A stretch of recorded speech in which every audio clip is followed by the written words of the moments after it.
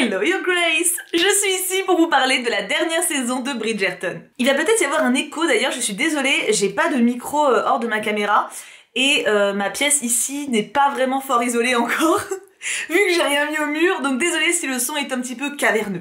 Je vous retrouve donc pour vous parler de Bridgerton avec le préquel qui parle de la Queen.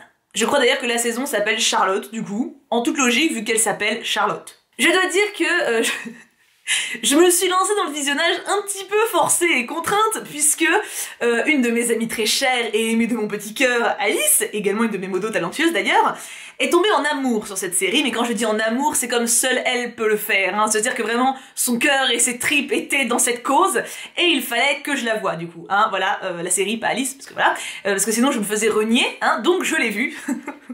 Et alors, autant au début, bon, je trouvais ça sympathique, mais pas transcendant non plus. Je dirais un petit peu comme la seconde saison. La seconde saison de Bridgerton, pour moi, était distrayante, mais ça causait pas de sujets que je trouvais vraiment importants. Dans la saison 1, il y a eu des messages, alors que certains que j'ai trouvé d'ailleurs dangereux, j'avais fait carrément d'ailleurs une vidéo sur cette saison, mais il y avait quand même des messages sociaux et sociétaux, surtout que je trouvais très intéressants.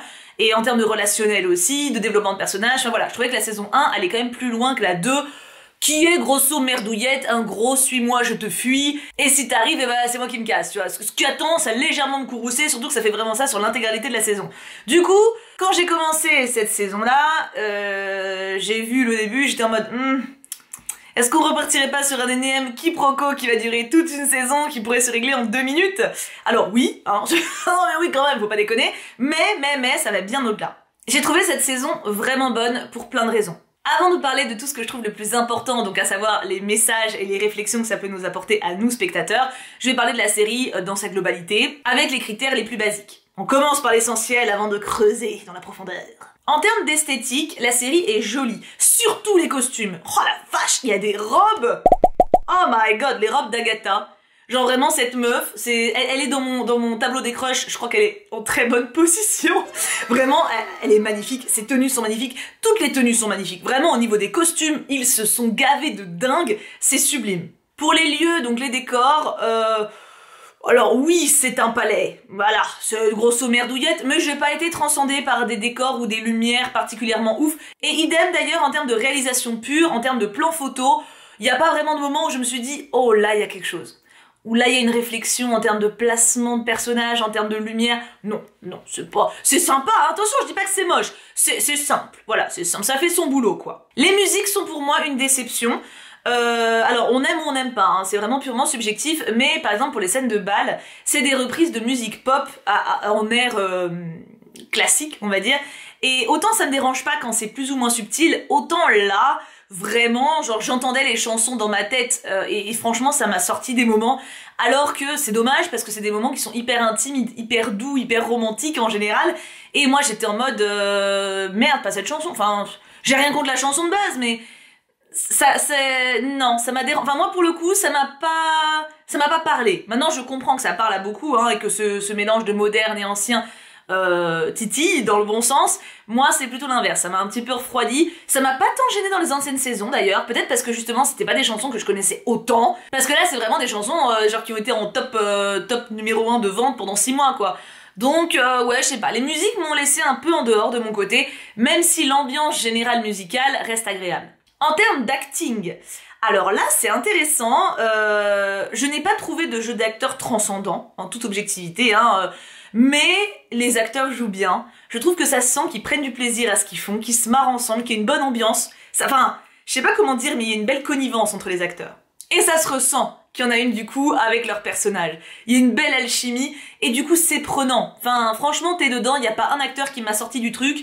J'ai été convaincue même par les scènes les moins logiques en termes d'histoire avec un grand H. Franchement, j'étais dedans, c'était un bon moment et j'ai été convaincue par ce que j'ai vu. En termes de scénario maintenant, alors j'ai beaucoup aimé cette saison, comme je l'ai dit brièvement au début, pour les thématiques qui sont abordées et les raisonnements que ça peut, comment dire, ça faire éclore en nous. Mais par contre en termes de scénar, on est d'accord que techniquement ça aurait pu être réglé bien plus vite tout ça.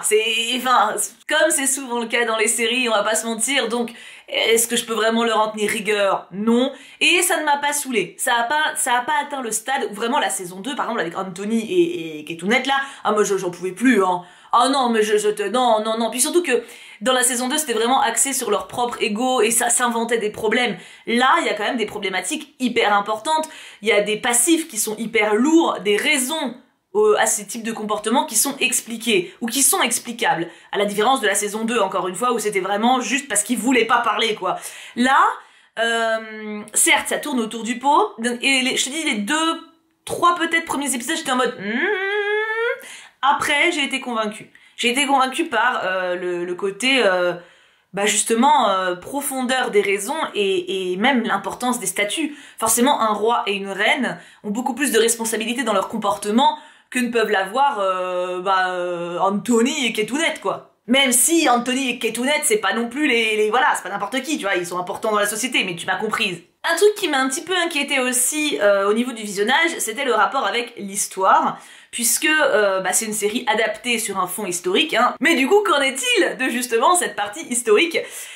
Alors, c'est librement inspiré de l'histoire, avec un grand H, et je crois d'ailleurs qu'il y a un petit mot tout au début de la série qui dit que c'est librement inspiré et qu'en gros, faut pas lui péter les couilles. Elle a bien raison de le préciser, et dans ces cas-là, à partir du moment où c'est précisé, moi je m'en lave les mains. Je suis comme Ponce Pilate, tu vois. Ce rapprochement biblique. Non, parce que moi, ce que je ne supporte pas, c'est qu'on nous fasse prendre des vessies pour des lanternes. Je sors toutes mes expressions aujourd'hui. C'est-à-dire qu'on te montre une œuvre fictive inspirée, donc genre comme le film Émilie par exemple. Le film Émilie Brontë, qui n'a rien à voir avec ce qu'a vécu la vraie Émilie Brontë, ça me rend ouf. Ça me rend ouf. Dans ce cas-là, invente un film, tu vois. À partir du moment où tu précises au début, inspiré de la vie d'Émilie Brontë, moi, il n'y a pas de problème, parce que la personne qui connaît pas la meuf qui va regarder le film sait que c'est pas la réalité. Et à la limite, va même pouvoir se renseigner de son côté après. Le nombre de fois où sinon tu regardes un film et tu prends ça pour une vérité, ce qui est normal quand c'est pas précisé. Il y a le nom de la meuf ou du mec en titre. Bref, je m'égare. Mais du coup, c'était un des trucs qui me faisait un petit peu stresser au début. Quand j'ai vu le petit texte au début de la saison, j'étais déjà en mode, ok, nice. Et pour le coup, oui, non, alors c'est librement inspiré. En fait, quand tu sais que une des thématiques importantes de la série, enfin de la saison, c'est la grande expérience qui consiste à intégrer des personnes noires à la société anglaise. Ça déjà, ça n'a pas existé. Donc déjà, à partir de là, oui, du coup, c'est fictif, parce que c'est juste pour légitimer dans la série qu'il y ait des personnes de couleur. Le truc, c'est que justement, ce n'est pas que ça. Je trouve que le fait d'avoir abordé une thématique pareille dans cette saison, et d'ailleurs aussi dans les autres, hein, ça pose tout simplement la question du racisme. Enfin, c'est tout con, hein, mais ça nous pousse à avoir des réflexions, à envisager les choses sous un autre prisme, et je trouve ça hyper bien. Donc franchement, encore une fois, c'est bien, il faut préciser que c'est pas réel, mais le fait d'ajouter des réflexions comme ça, surtout que c'est bien amené, franchement, c'est pas genre traité par-dessus la jambe, ils en ont fait un vrai enjeu politique dans la saison. Franchement, c'est prenant, c'est convaincant, et ça ajoute quelque chose d'un peu plus sérieux aussi en termes d'intrigue que juste qui va baiser avec machin, quoi. Bon là, en l'occurrence, on le sait vite, mais t'as compris. Ça fait 2 fois que je vous demande si vous avez compris, est-ce que par hasard je manquerais de clarté? Donc voilà, en termes d'histoire, il y a des libertés qui sont prises, ils l'ont dit, moi ça me va. Idem pour, alors je ne veux pas spoiler, mais pour la situation du roi George, ça pour le coup c'est Alice qui m'a briefé, moi j'avoue que je connaissais pas du tout Charlotte et George, à part de nom. Et elle m'a dit que pour le coup elle s'était renseignée après la série, et George a effectivement eu cette situation, mais bien plus tard. Donc voilà, bref, c'est pas l'histoire, encore une fois, exacte, mais ça donne envie de s'y intéresser davantage, et les modifications apportées, justement, elles apportent quelque chose. C'est pas fait juste pour le kiff, il y a des vraies réflexions derrière, des vrais messages, et des relations qui se développent qui sont hyper intéressantes. En termes de personnages, alors personnellement je n'ai pas crushé sur George, voilà, Alice en est tombée folle amoureuse, moi j'avoue que non, mais je le vois comme un pout-pout, tu vois, genre un petit pat-pat comme ça, genre c'est un pushy-pushy. Trop d'onomatopée. Non mais en fait voilà, j'ai pas développé de crush, en même temps honnêtement je n'ai développé aucun crush dans Bridgerton, voilà, aucun des mecs, les mecs sont tous péteux avant, et les meufs, si, j'ai Agatha, c'est mon premier crush bridgertonien, mais c'est vrai que d'habitude les saisons d'avant, l'œil avec une patte de gnou un petit peu, hein. George là, je pense que c'est le mec que je préfère clairement en termes de caractère parmi ceux des saisons précédentes, enfin en comparaison avec ceux des saisons précédentes. Néanmoins, je croche pas dessus, pour moi c'est un pat-pat, j'ai plus envie de faire des câlins et d'être sa pote que d'être sa meuf. Je trouve que les acteurs se débrouillent très bien et dégagent une palette d'émotions beaucoup plus variée et beaucoup plus riche que ce qu'on a eu dans les saisons précédentes. En même temps, encore une fois, dans les saisons précédentes, c'était quand même très « Oh là là, je l'aime, mais je ne peux pas !»« Oh là là, je l'aime, j'ai envie de la baiser, mais je ne peux pas !» Enfin, tu vois ce que je veux dire?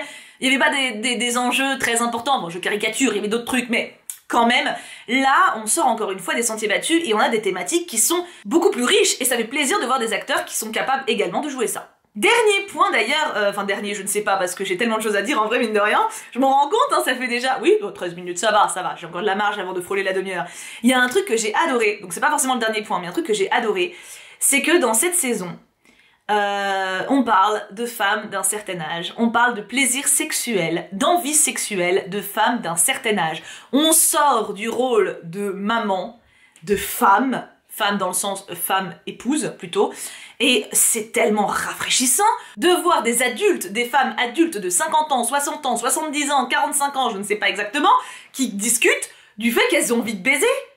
Oh putain, ça fait du bien. Non mais sérieusement, quand est-ce qu'on voit ça? Quand est-ce qu'on voit ça? À chaque fois, les meufs de cet âge-là qui ont des gosses sont réduites à leur rôle de maman ou d'épouse. Alors dans Bridgerton, certes, mais même de manière générale. Et là-dessus, c'est un truc que j'aime bien dans cette série dans sa globalité, c'est que justement, ils abordent des thématiques très intimes et ils osent le faire. Je me rappelle dans la saison 1, c'est d'ailleurs pour moi ce qui sauve en partie cette saison de justement du cliché permanent.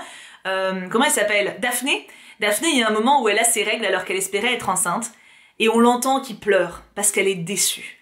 On l'entend que ça lui brise le cœur. C'est quelque chose de très intime, ça. C'est quelque chose qu'on montre pas. En général, on voit les femmes tomber enceintes et être en mode « Ah, mon bébé parfait !» Pareil, dans cette saison, on entend une femme qui est en plus géniale, très cool, hein, qui dit qu'elle s'en fout de ses gosses. Alors, pour l'époque, c'est encore plus crédible que maintenant, hein, puisqu'à l'époque, bah, tu choisissais pas d'être enceinte, tu choisissais rien du tout d'ailleurs, ni ton mari, ni tes machins. D'ailleurs, on voit du viol conjugal, on voit une femme qui est mariée avec un homme qui subit sa situation, sans que le mec la maltraite, hein, mais on voit vraiment la définition de ce qu'était la vie d'une femme à l'époque pour beaucoup d'entre elles, et j'ai trouvé ça tellement important, j'ai manqué mes mots, mais c'est tellement important de voir ça. C'est pas des légendes, tu vois, c'est ce que vivaient beaucoup de femmes, et c'est hyper important de le montrer, c'est hyper important de montrer que quand une femme n'est pas mariée, qu'est-ce qu'elle est? Parce qu'une femme toute seule, elle a du mal à s'en sortir, vraiment beaucoup de mal, et en fait, vraiment, cette saison, du coup, a aussi montré, voilà, une femme qui a des enfants, et qui le dit elle-même, elle fait « Je suis pas une bonne mère, j'aime pas mes enfants, j'en ai rien à foutre ». Elle lui dit pas « J'en ai rien à foutre » parce qu'elle parle mieux, mais il y a un moment où, alors, je sais plus la phrase exacte, mais elle dit Oh bah moi mes enfants grâce au ciel ils sont tous à l'autre bout du monde. Elle s'en fout. Elle les aime pas. Elle les aime pas parce que bah elle a été mariée avec un mec qu'elle aime pas et qu'elle a vécu chaque grossesse, chaque accouchement comme une torture et que du coup elle aime pas ses gosses parce qu'elle aimait pas son mari, parce qu'elle aimait pas sa situation. Et c'est ok. Ils ont pas été maltraités ni rien, tu vois, mais c'est humain de ressentir ça. Et même actuellement, c'est un truc qui est vachement nié. Il y a plein de mamans, alors je dis maman parce que souvent les papas, bizarrement, ça choque moins dans l'esprit, tu vois, c'est plus lié dans l'esprit que genre les mecs se barrent, tu vois, ou que les mecs, oh, ils ont pas les épaules, ou les mecs... En fait, c'est plus logique que les mamans restent dans les esprits, tu vois. Et le truc, c'est que il y a des femmes qui osent maintenant le dire, alors pas qu'elles abandonnent leur gosse, mais qu'elles sont en mode « J'aurais aimé ne pas être maman. Ça veut pas dire que j'aime pas mon enfant. » Bon, là, dans la série, elle les aime pas, mais genre, juste, c'était pas pour moi, en fait. Je me rends compte que c'était pas pour moi. Et ça, encore maintenant, c'est genre, oh mon dieu, comment ose-t-elle, cette salope? Non mais je suis désolée, c'est vrai.